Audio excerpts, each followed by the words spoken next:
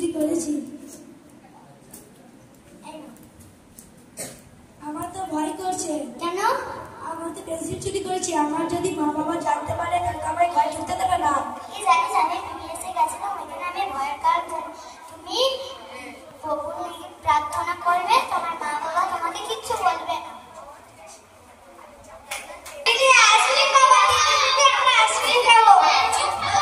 চুপ কর, আমার কাছে টাকা নেই, বাবাকে চেয়েছিলাম দিইনি তো।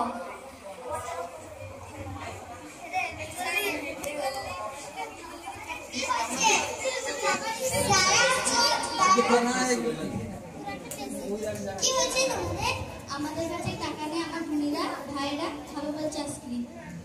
আমি বিবিএসে গেছিলাম, এখানে প্রভু 5,000 লোককে খাবার দিয়েছিল। আমার সঙ্গে তোমরা প্রার্থনা করবে? হ্যাঁ। প্রভু তুমি তো 5,000 লোককে খাবার দিয়েছিল, তুমি এদেরকে সাহায্য করো প্রভু। মহিমা কি করছো তোমরা এখানে? যাচ্ছি। স্কুল যাচ্ছো? এই নাও, আমি কাছ থেকে এই মনিবের কাছ থেকে টাকাটা নিয়ে এলাম। তোমরা আমার কাছে চাইছিলে না কিছু প্রয়োজনীয় জিনিস কিনবে, এই নাও, এটা নিয়ে কিনে নেবে। হ্যাঁ, আমি কাজে যাচ্ছি, ঠিক আছে?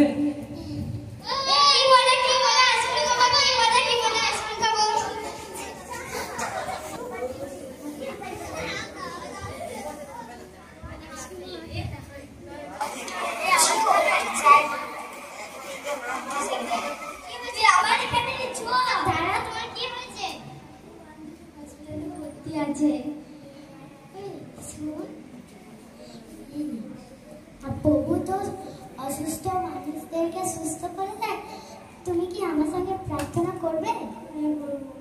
প্রভু তুমি তো অসুস্থ মানুষদেরকে সুস্থ করে দাও, তাই তুমি এর বন্ধুকেও সুস্থ করে দাও প্রভু। কেমন আছিস? হ্যাঁ হ্যাঁ, আমি সত্যি অসুস্থ ছিলাম, হঠাৎ করে যেন আমার কেমন মনে হলো আমি ম্যাজিকের মতো সুস্থ হয়ে গেলাম। তাই ঠিক আছে? হ্যাঁ, তাই তোর সঙ্গে খেলতে চলে এলাম। চল। জানলি কি করে?